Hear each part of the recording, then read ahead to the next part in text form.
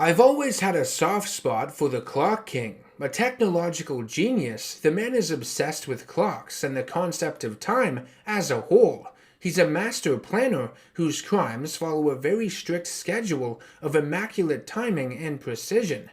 Using clock pieces, he's created teleporters, jamming equipment, floating platforms, and countless death traps. Time being used as a weapon is always a lot of fun for superhero stories because it's an endless physical measurement of existence, but also a human invention when looking at the ways it's tracked. It can be both finite and infinite, depending on which direction you are counting, and in fiction, it can be altered and manipulated in many ways, the most notable being time travel. Now, the original Clock King has one of the most ridiculous-looking costumes in all of comics, in my opinion. He wore blue tights with a silly clock pattern on them, like something you'd see on a pair of pajamas, a green cape with matching green gotchas, and a clock as a mask, awkwardly strapped to his head. The Clock King debuted as a villain of DC's Green Arrow in World's Finest Comics number 111 in 1960. He was a man named William Talkman who had incorrectly been given 6 months to live by his doctor, who had mixed up his patient's files. Jesus Christ. In order to take care of his sister, Talkman would earn money as a criminal, using clock-themed gadgets and following strict schedules when committing his crimes, aligning his capers with the timers on bank vaults, for example, or using the sound of alarms to blanket his loud actions. As his number of appearances in comics grew, so would his abilities. Clock King would eventually be able to predict events several seconds into the future. His skills with time management became that efficient.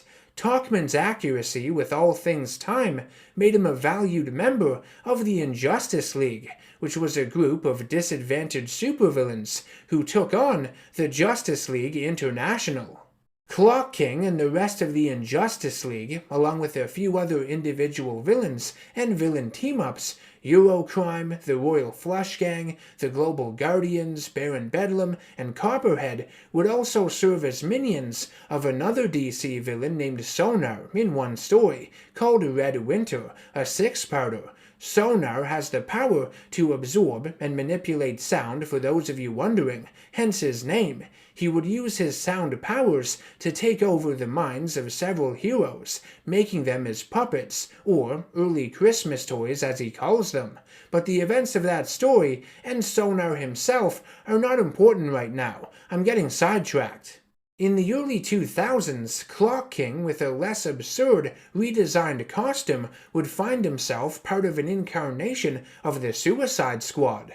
They were sent to a remote research facility off the coast of Iceland, where they faced off with a genetic monster who had been holding its creator hostage. It could also spawn these strange creatures out of it that looked like small children that could explode. Talkman would seemingly be killed on that mission when his body was riddled with bullets. I guess time finally ran out for him.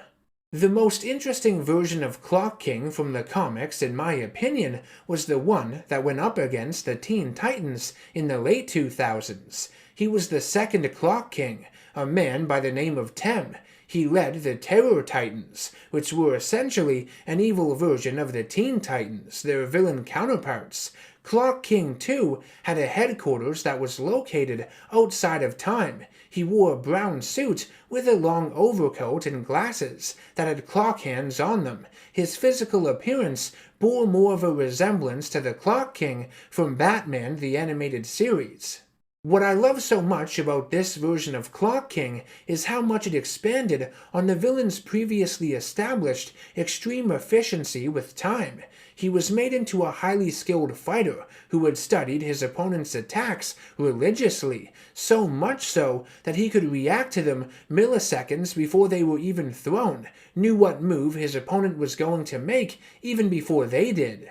While a bit far-fetched, I've always found this idea to be really cool, and it was another that had been first introduced in Batman the Animated Series, before making its way into the comic books. Oh yeah, and Clock King 2 also made use of these small spheres that would break apart into flat-bladed discs, constructed from the gears of clocks. Tim would send them out to slice through the heads of ignoramuses that got in his way. They were fucking nasty and brutal. In the New 52 continuity, William Talkman was reintroduced as a crime boss based in Seattle who owned the Midnight Lounge nightclub. During the day, Talkman would run a vintage clock repair shop as a front. He looked so unassuming and friendly, like a librarian or college professor or something. He had a clock tattoo on the side of his cranium and robotic clock bodyguards. This version of Clock King battled with Green Arrow and Nightwing primarily. And finally, the most recent Clock King was the one that fought Deathstroke. He debuted during DC's Rebirth relaunch. This one, wearing a similar costume to the old-school original, claimed to be a temporal anomaly who fed on the life force of other people in order to keep his youthful appearance, leaning more on the use of superpowers. He was shown to be able to manipulate time to heal from injuries. Nothing else to really say about him, though. He wasn't all that memorable compared to the other ones, and he hasn't made too many appearances either. That might change in the future, though, in time. Get it? So yeah, Clock King is pretty neat. I think he's another one of those underappreciated characters. Time is a tool, but can also be turned into an effective weapon in a lot of fun ways. And some of Clock King's appearances have shed the more goofier sides of the character and have made him more sadistic. I'd like to hear your thoughts on the villain down in the comments section below. I hope you enjoyed this video and got something out of it. If you'd like to show your support to the channel and help ensure the creation of more content like this, you can do so by subscribing, hitting that bell icon to be notified of all future videos I come out with, and by becoming a producer over on patreon.com if you can. You can even nominate video topics for me to do over there as well. As always, take care of yourselves. I'll see you in the next one, and don't forget to stay nerdy.